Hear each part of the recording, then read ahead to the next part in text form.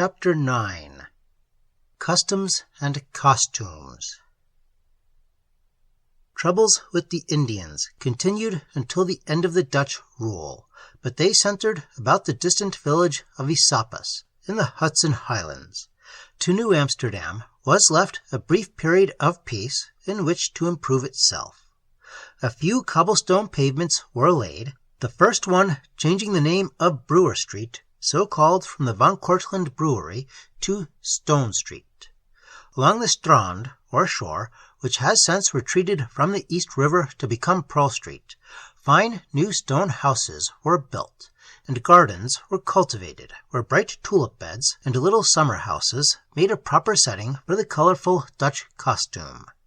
Governor Stuyvesant had his country home on his Bowery, but gave up his official residence in the fort to build a great mansion of hewn stone, christened Whitehall by the English in later years. The name survives in the present Whitehall Street, at the foot of which it stood. The Verplanck family erected a spacious home on Bridge Street, as did Hendrik Kip, and the Brevoort Bowery was laid out along the western side of Bowery Lane, the path leading to the Stuyvesant farm on the East River. Social life was very gay, especially in the last 4 or 5 years of Stuyvesant's rule. The Dutch nature was free and joyous, and prosperity was general. Many of the citizens were adventurous traders, whose ships brought back rich prizes from all parts of the world, making life luxurious. Nothing was too good for daily use. Commerce had so attracted the people of different races that, after 1643, it was necessary to have an official interpreter, and by 1660, 18 languages were spoken on the streets of New Amsterdam. All this kept New York from getting in a rut. Its commercial foundation had made the city what it continues to be, a meeting place of nations, and from this exchange of ideas and intermingling of customs, there has come a quickening of men's imaginations. In spite of its vast growth, New York has never grown up. It has kept its youthful spirit of joyous energy, interest in novelty, and love of adventure. This was already apparent in the little city of the 17th century. Children listened to the strange tales of the Indians and of the African slaves, and learned from their parents the merry games of Holland.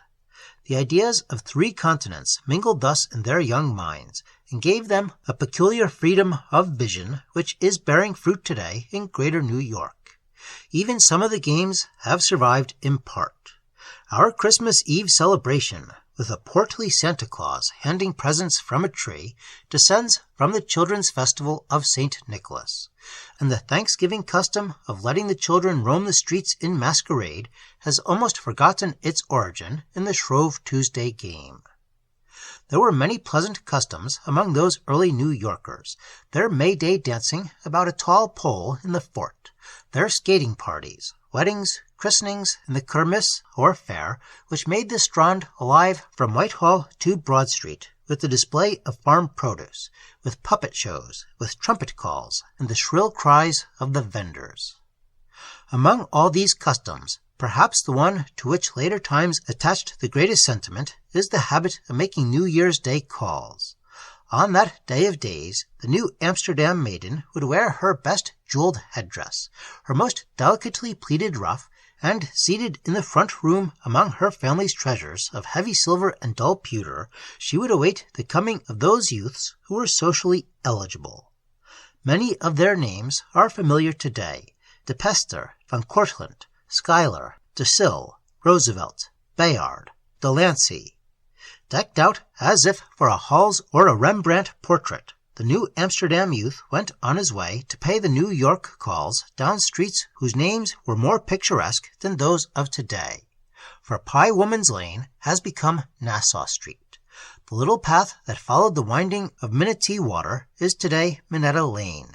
The Gramercy Square has lost all memory of the old Bowery, of the Chromacy or Crooked Knife.